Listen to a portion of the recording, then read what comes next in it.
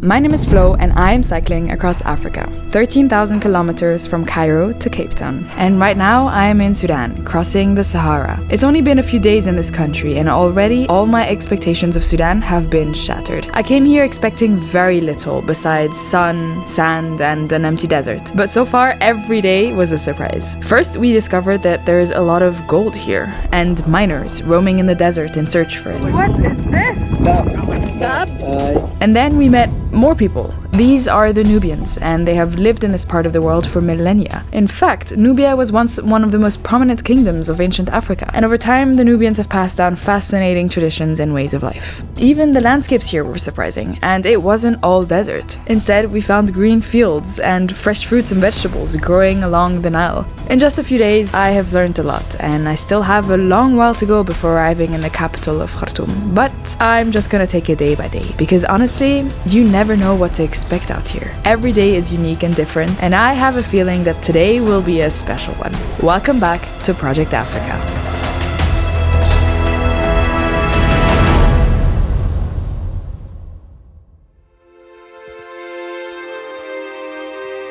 It is day 5 in Sudan, dawn in the desert.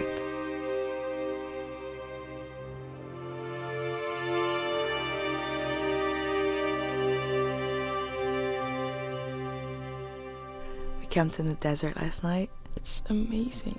I can't believe that I'm in Sudan right now. Like, what? There's literally like just desert all around. There was not a gush of wind all night. Not a single person in sight. Not a sound. It's so calm. It's so quiet. It's just so peaceful. And it's just exactly what I came looking for in Sudan. It's peace.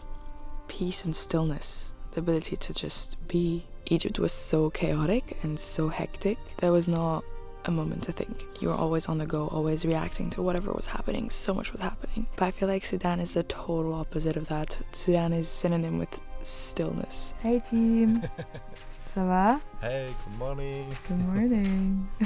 Bien dormi? Ouais, c'est trop beau. C'est magique, hein. C'est vraiment magique. Il n'y a pas de vent. Non, il n'y a rien. C'est le silence. Il n'y a rien. With the rising sun comes a new day full of adventures and full of encounters, and God knows where we're gonna sleep tonight, and that's the super exciting part of traveling this way. The desert mornings are chilly, but as the sun rises, so does the temperature. So we slowly pack up and get back on the road, ready for another day, another adventure. As usual, today the plan is to ride south. We're going towards Dongola, and even though the desert highway is faster, it's kind of boring. And so we decide to take the smaller roads. They're closer to the banks of the Nile, and I think there's more life there. It's so weird. I've seen a lot of dead cows on the side of the road. This is the first time that I'm seeing cows in a field. A man calls us on the side of the road. He insists that we stop and join him. Welcome, Cabrinarti. They seem so excited to meet us, so obviously we can't refuse the invitation. More gentlemen arrive and they bring stools with them for us to sit. Sit down. You're sitting down. Doing as told.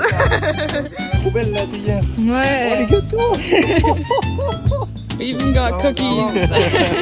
It's hospitality, but in a forced way. There was no way we could continue cycling without them giving us tea. It's beautiful. Only in Sudan, guys. I step away for a minute as I notice a nearby tree. It's the biggest I've seen so far in Sudan. And resting under its shade are some clay pots and water dispensers. This is how they store water in Sudan. They use these clay pots. And it looks really weird with the reflection, but that's water right here. And it stays cool because it's made of clay. And they have these mugs right next to it so that you can drink out of it. So cool! هي موية مباشرة من النيل يتحط في الزير ده يبقى بارد موية نظيفة بنشربه عادي كده. One thing that is pretty surprising for me, I should have known but I just didn't realize, Sudan is not just all desert. Sudan also has the Nile. For me, the Nile is synonym to Egypt because of the Nile Valley, because of what we learned in school. And Sudan is like the desert, but the Nile comes through Sudan to Egypt. And that's why there is vegetation and greenery around the Nile. So it's not all just desert. Occasionally there's also a lot of villages along the Nile that we can stop at. Like where we are right now, there's trees, and under the tree it's super shaded, and this is where the people live. Obviously they're not going to live in the desert because there's no life there. Life is where water is. They go into the desert when it's necessary, when they have to find gold, when they have to work to get clay to build our houses, when they have to go somewhere really far. But other than that, they stay where it's cooler. It's so fascinating. More men come out to greet us. Turns out this is all one big family of farmers, and they want to show us around their garden. The gentlemen start showing us the different tools and trinkets that they have laying around. It's so cool. The water is such a big source of life that they're even able to create these flower shops and gardens with lots of different plants and fruits, and they're able to be very creative as well. Like they're using plastic as decor or pots. Coffee. Kahwa. We clean everything with this, our farm. Like this. Ah, shukran. They even have a trampoline out here. Who would have known? Meanwhile, everyone has gathered. I think Hamad wants to play something for us.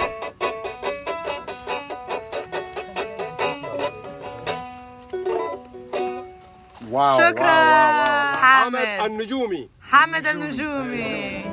This instrument is called the kisar and has supposedly been around for 4,000 years. And then Hamad brings out another ancient Nubian instrument. This is an oud, and little by little, as he plays, everyone joins in.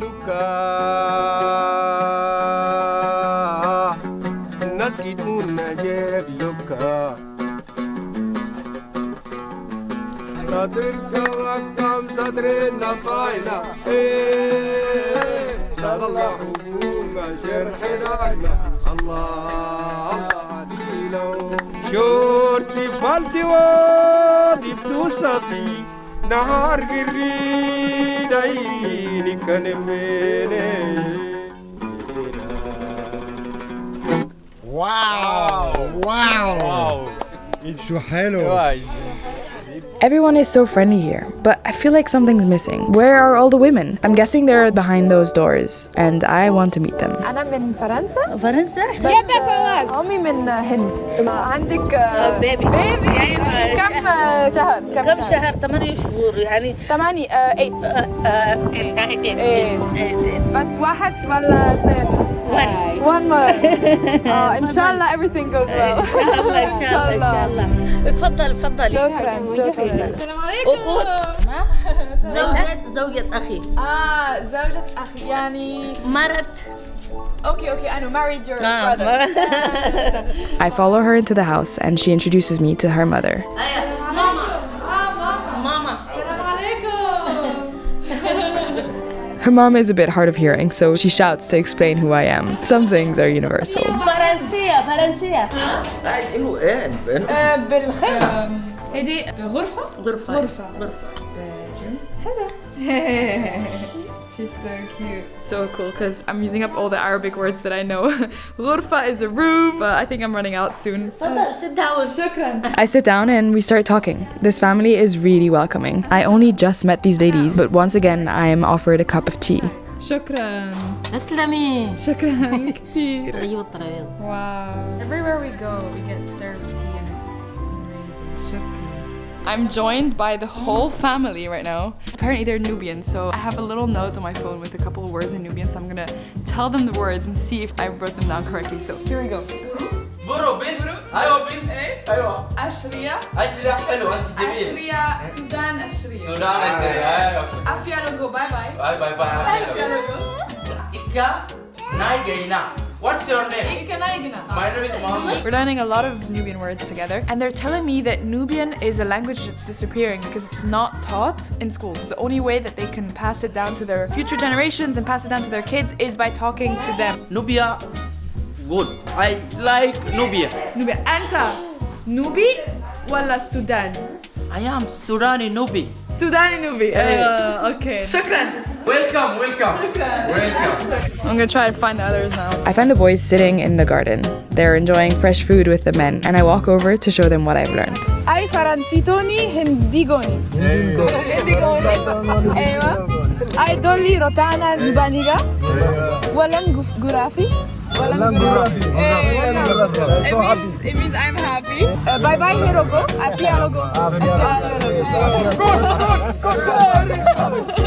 And then, of course, we're offered even more tea. واحد. شكرا. I make a break in my study because I want to learn other things. I want to learn the real life, what's happening in the world, and not just what we can hear in the news. I ask about the medicine here. Yeah. Very expensive. You need to pay a lot when you need sugar diabetic for like this. Is there a lot of diabetic people in this family? Too much. A lot of Sweet. and بالشاي سكر بالشاي. The chai every time it's with a lot of sugar. Yeah, every time. Every time we eat like this one, tamur.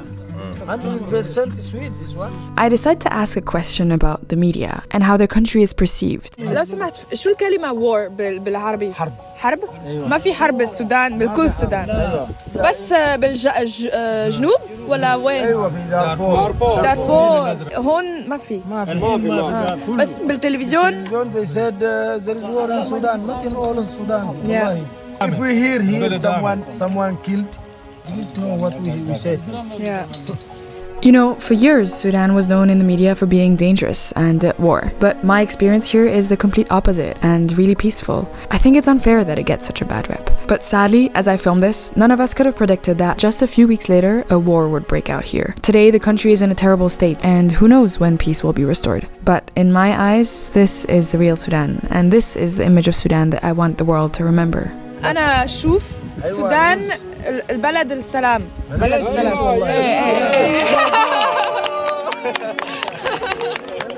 تلفزيون كله كلام خربان. Sudan is very nice country. Very nice country. And on this note, it is time to say goodbye to the family and continue our journey south. That was just a phenomenal encounter. People in Sudan are just so friendly and hospitable. But we don't get very far. Just on the outskirts of the city of Kerma, we come to a stop once again. This is the Kerma de Fufa. It is what's left of the walled city of Kerma and is one of the largest archaeological sites in ancient Nubia. And these 18-meter tall mud brick ruins are around 4,000 years old. It's so surreal to be standing on top of them all alone. These mud bricks are so strong. They've been standing here for millennia. I think I still have a lot to learn about Nubia and this part of Sudan. There's way more history here than I could have imagined. As we leave the ruins, we come across a group of girls on their way home from school. So we met those lovely girls who just finished school. They're really educated, they're making jokes all the time, very curious also, asking a lot of questions. I'm curious to see what they're learning about. Hello, what are they studying? They're learning words in Arabic. I don't know. I'm showing them. They're so interested in bills. I have a couple of bills from South Africa that my dad gave me that are not going to come in handy until a long time from now, but I guess now it's really cool to have them. Okay, عندي كمان 5. عندي هيدي من تنزانيا. 1000. هيدي 20 من جنوب افريقيا. هيدي 50. تعرف انا بعرفها نيلسون مانديلا. هيدي شو؟ فيل. Alright, now we actually get back on the road. But for the rest of the day, the interactions with locals just keep coming and never seem to stop.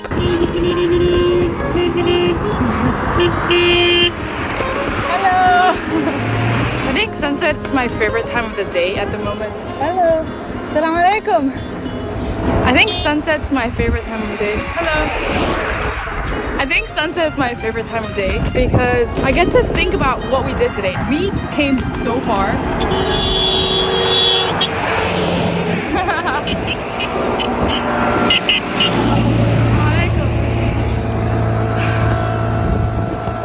Am I ever gonna finish a sentence?